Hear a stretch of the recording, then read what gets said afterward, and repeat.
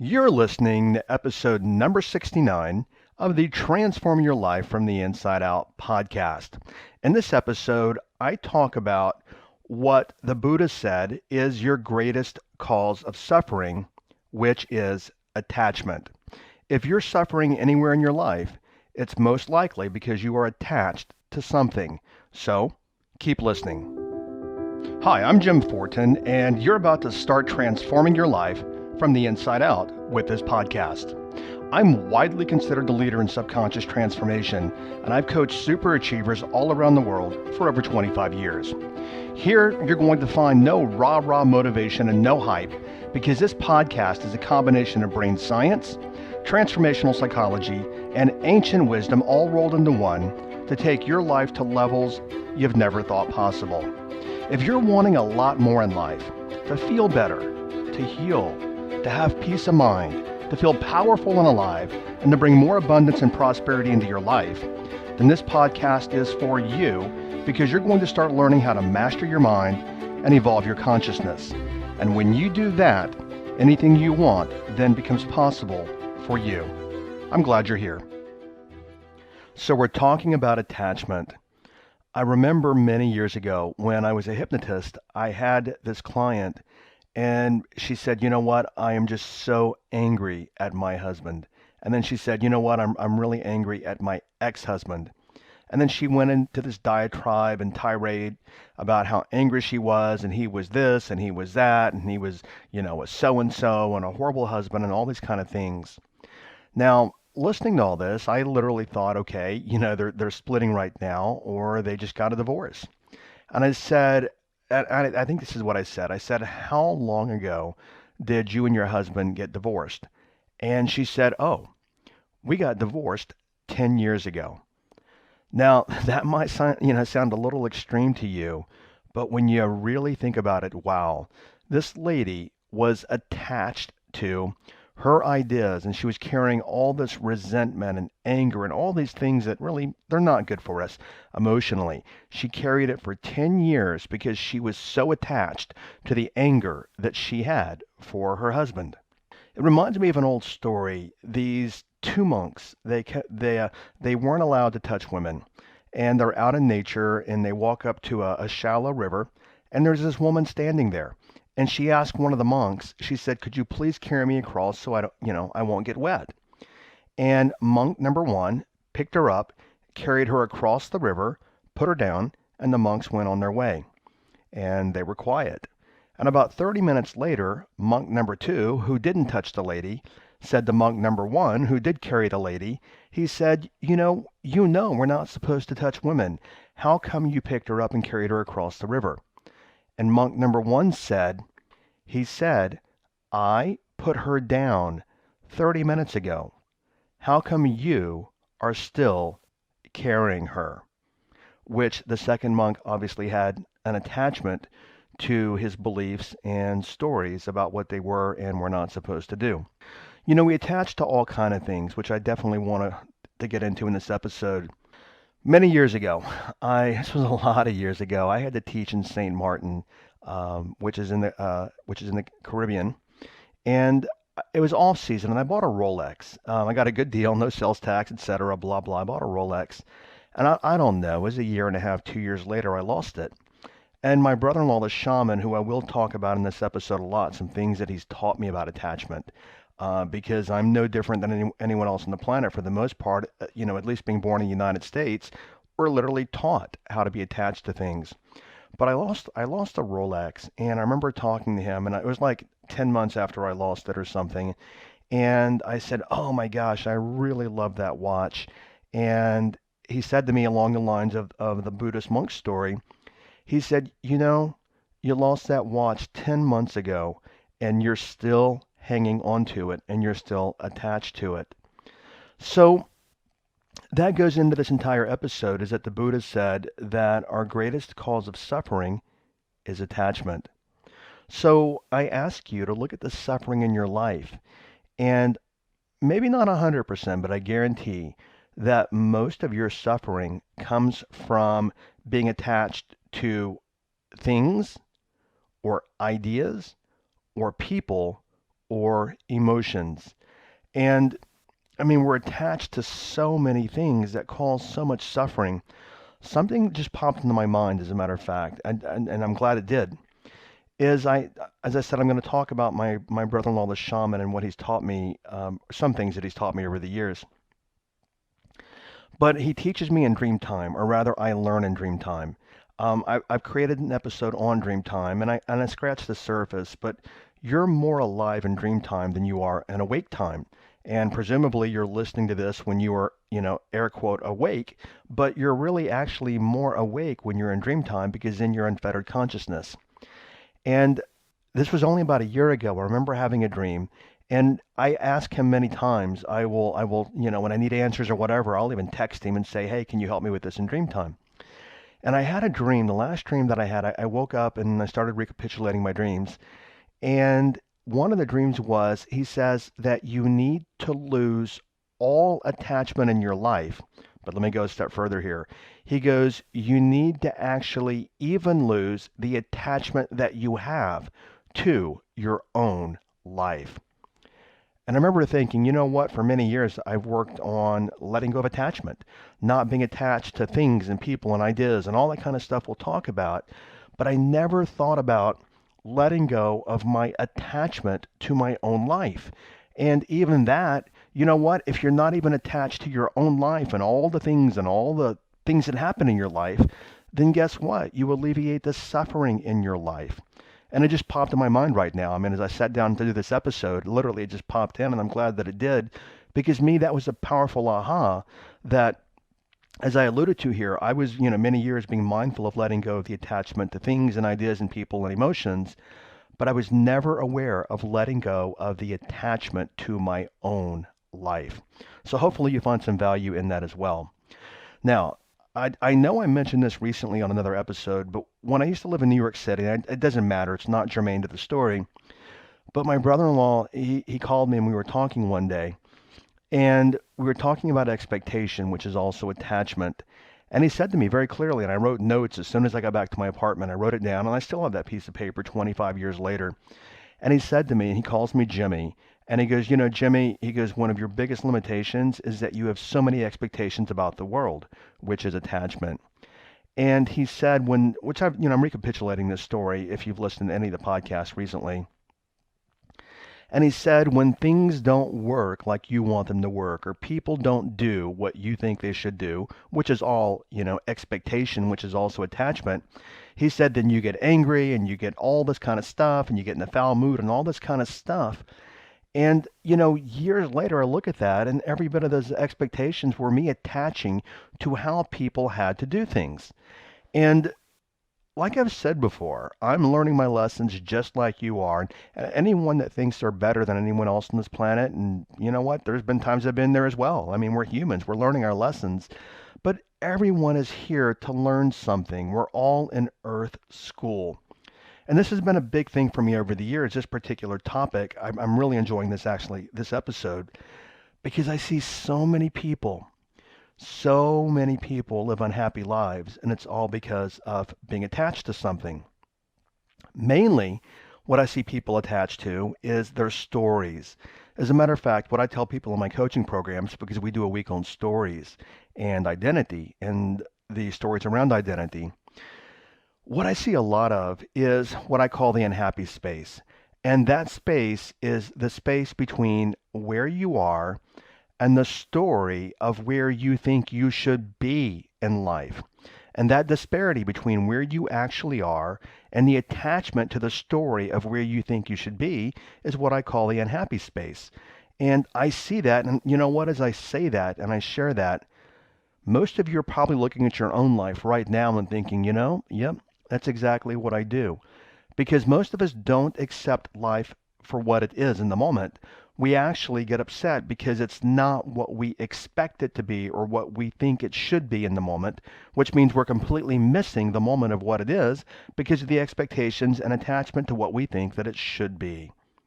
So, that being said, what do you hang on to? Do you hang on to things, ideas, people, and emotions?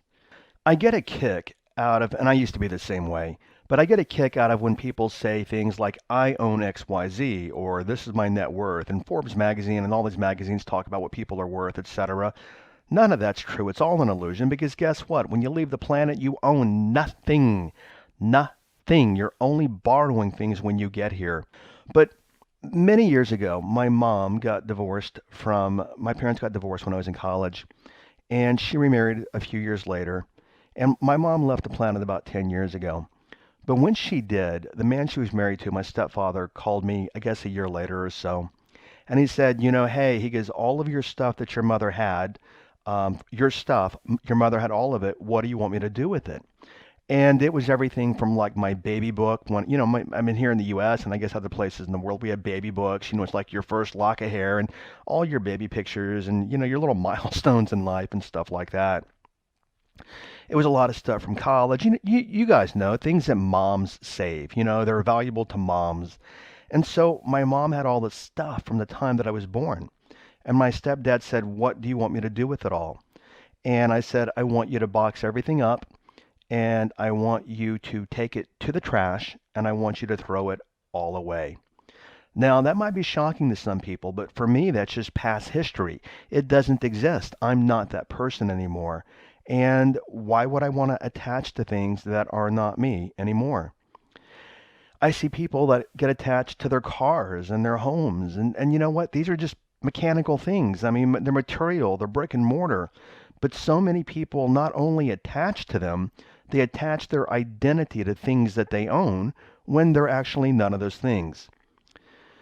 Being fully transparent here, I don't attach to a whole lot in life. But 6 years ago, I found this I'm a massive, massive dog lover. I mean, I grew up with dogs. Dogs, if I quit doing what I did for a living right now and my passion and everything, I would probably open a kennel for stray dogs and get them adopted and all that kind of stuff. It's just a huge passion of mine. I won't go into the story, even though it's an amazing story. It's quite literally serendipity. It's just a cosmic meeting.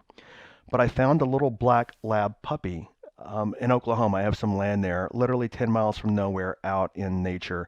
And he's just walking down the road happily. And this story is really phenomenal. I'm not going to go into it here for time reasons. This dog, he stole my heart. I didn't want to keep him at first, but because I already had another lab that was 13 years old, I didn't want to disrupt her life, and I ended up keeping him. And he became such an integral part of my life. And when he passed when he was 5 years old, and he had a brain tumor. And my brother-in-law, the shaman, was here one night for dinner with my sister, and this dog's name was Zach. And Zach was sitting on the couch, and we were really quiet in the living room. And my brother-in-law looked over at Zach, and he said, he's really, really old for his species. And Zach came here to teach me things, which I won't go into in this episode. But I'm going to tell you, he left when he was 5 years old, and I was devastated. I mean, I couldn't even talk about him for 6 months without crying. And this was again, this was like, 5.5, 6 years ago. But I was so attached to him as opposed to being, what was he here to teach me? Let me grieve and let me move through it. So, like I said, nobody's perfect, but I'm sharing with all of you guys is that every time that I would think about Zach, I would start crying. I mean, I was just mega attached to him. And I would start crying. And the reason that I tell you that is because that was a lot of suffering for me. And I look back now, and that was a lot of unnecessary suffering as opposed to being joyfully grateful for having that time that I had with him and letting him actually, and me, share this time together on this planet. So the whole point, circuitously here, and I get there, is what things do you attach to? You own nothing in this lifetime, which I'll get to in just a moment. Next, people attach to ideas.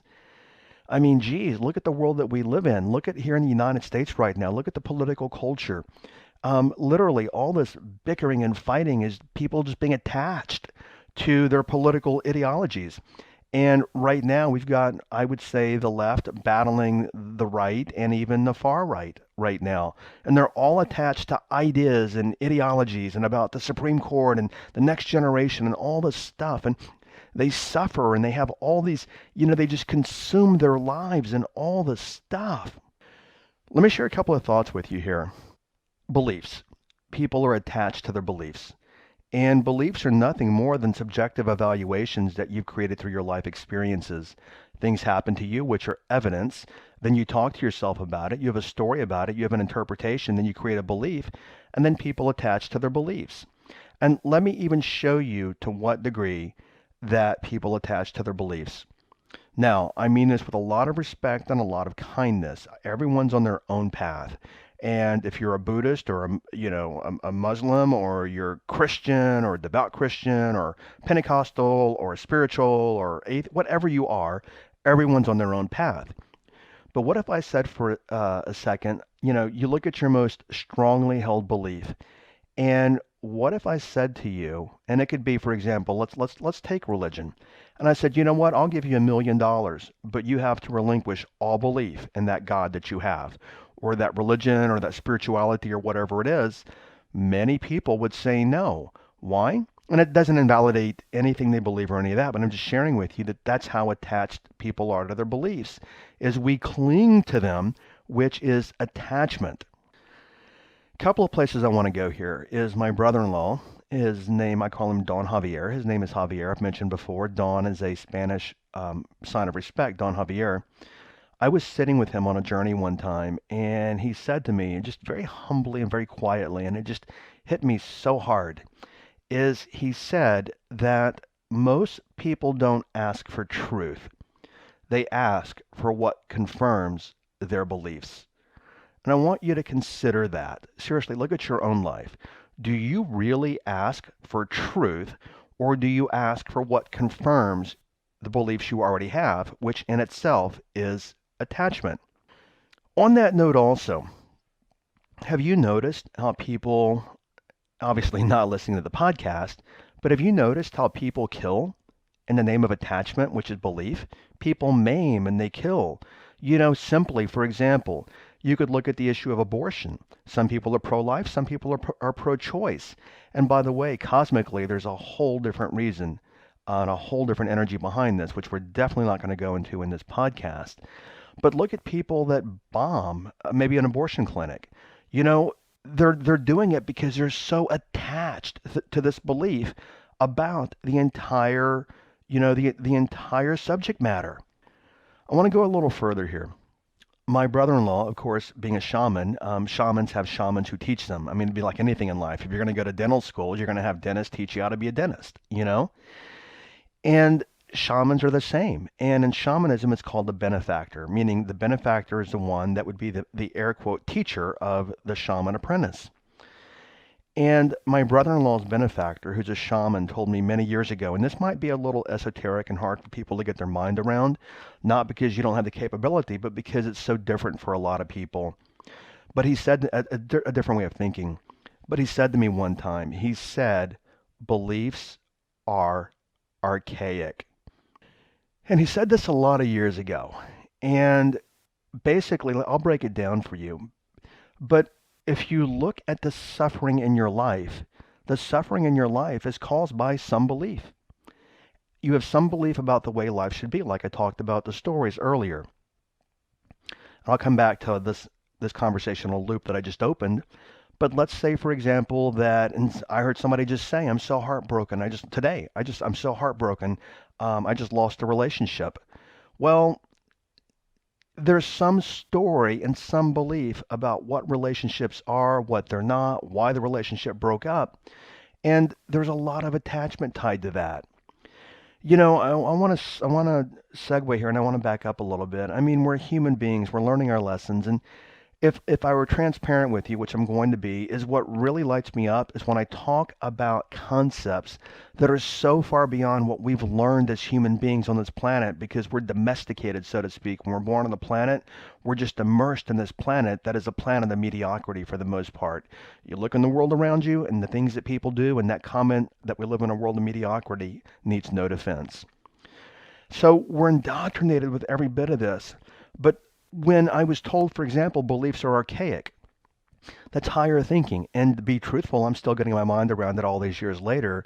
But the point is don't believe anything observe everything clearly without the rose-colored glasses of the belief, now you have clarity in life. So hopefully that makes sense in the way that I explained it. But so many people are tied to ideas and they are attached to ideas and even ideas about themselves. For example, thinking I'm not good enough. That's not true.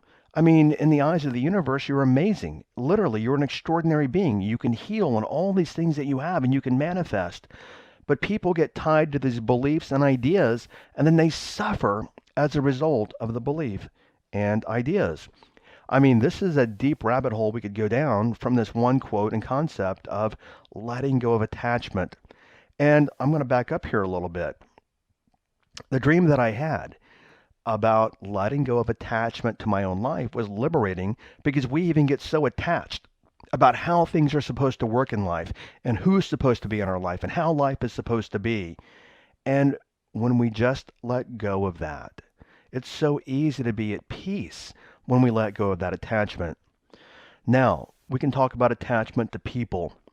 So, attachment to people. When my mom left the planet in 2012, I somehow wandered. I was divine guidance, but I wandered upon this poem that I framed and I've had on one of my walls for a lot of years. And I want to share it with you because we get so attached to people. But anyway, here's the poem, and it's by Patrol Rinpoche. And he says the poem is this: no coming together can last forever. It will always end in separation. We're like inhabitants of different places gathering in thousands and even tens of thousands for a big market or an important religious festival, only to part again as each returns home. Whatever affectionate relationships we now enjoy, teachers and disciples, masters and servants, patrons and their protégés, spiritual comrades, brothers and sisters, husbands and wives, there is no way we can avoid being separated in the end. We cannot even be sure that death or some other terrible event might not suddenly part us right now. Since spiritual companions, couples, and so forth might be split up unexpectedly at any moment, we had better avoid anger and quarrels, harsh words, and fighting. We never know how long we might be together, so we should make up our minds to be caring and affectionate for the short while that we have left. To me, that's it's so powerful that I framed it, and it's been on one of my walls in the house here for a lot of years. But we attach to people. Many people do. We attach to people, and then for some reason, when that person leaves our life, which everyone's going to leave, because that's part of the contract, before coming here is that you will leave. And, I look at people's lives and I see people that are still sad, 10, 15, 20 years after somebody in their life left. I'm not begrudging anyone. We all have to do things in our own way. I just want to share that it's part of the contract is that everyone's leaving. So I ask you, and let's bring this down to ground level as opposed to a higher thought level here, is, what relationships maybe have left your life that you're still lamenting over and you're still suffering from? But, it just popped in my mind, the 40-year-old virgin, if you've never seen them before, the American comedy back from 10, 12, 13, 14 years ago, when one of the characters, Paul Rudd, broke up with another character and he couldn't get over her. And he used to talk about her over and over and over. I mean, that is attachment. So my point is here is when it comes to people, who do you attach to? So just food for thought. Something else that I'd mentioned here is that people attach to emotions. And people don't even know that they do it. I mean, nobody walks, around for the most part and says, you know what? I'm attached to anger, or I'm attached to self-pity, or I'm attached to fear. But in truth, that's really what people are, is they're attached to all these things. Not only that, and it's amazing, we're such complex beings that it's partly habitual, is that it becomes habit. I mean, negative thinking can be habitual. But I want you to notice the things that you get into about yourself, and especially the counterproductive things. And the things that you get into over and over and over again are quite literally things that you're attached to. And then the counterproductive stuff, you're attached to it. And then what happens is you suffer for many years of your life because you're attached to that. I was talking about Don Javier and then his benefactor. And I remember many years ago when his benefactor was talking to me. And he said to me, I'm going to paraphrase, but I remember the year is 1996. And he said to me, he said, you own nothing. You own nothing in this lifetime. And when you leave this lifetime, everything that you've acquired will be of no value. The physical possessions, the titles, none of that is of any value. The only thing that is of value is the personal power that you created while you were here. So to give you a different spin on that, what he's really saying is the only thing that I'm going to take with me on, when I leave this planet is what I have become. I own nothing else, therefore do not become attached to other things. And even as I'm recording this episode, I am literally being introspective, looking at my own life, even saying, Jim, where do you have attachments that you don't even know that you have attachments? And then that goes back to the dream, which actually was serendipitous and it popped in my mind, which tells me that I need to dig even deeper in my own life when I had the dream about letting go of attachment to my own life. So, I mean, these are pesky little creatures, attachments that is, for most of us. Something that Don Javier said to me many years ago also, and hopefully this will hit home, and I'm hoping here, it's my intention that many of you listening to this episode will really take it to heart and examine your own life and look at what you're attached to. But I'd say start here. Instead of saying, what am I attached to? Look at all the places in your life that you suffer. And most likely, it's because you're attached to something, some story, some belief, some ideas, some person, some emotion, or something in your life. But I remember I was sitting out talking to Don Javier one day, and he said to me, and this was just a powerhouse statement. He said to me, the more that you believe, the more that you have to defend. Consider that. The more that you believe, which is an attachment, the more that you believe, the more you have to defend. And if you look at people, let's externalize this. Look at people that maybe even you do this, I don't know. But look at people that fight on, about politics on Facebook and they're ranting 2 days later and the thread's got like 74 comments to it. The more that you believe, that's why I said earlier is to believe nothing and to observe everything, which then gives you more clarity as opposed to looking through the lens of the rose-colored glasses. So beliefs also are attachment. Neem Karoli Baba once said, and this is what I want for everyone, not what he said, but he said, attachment is the strongest block to realization.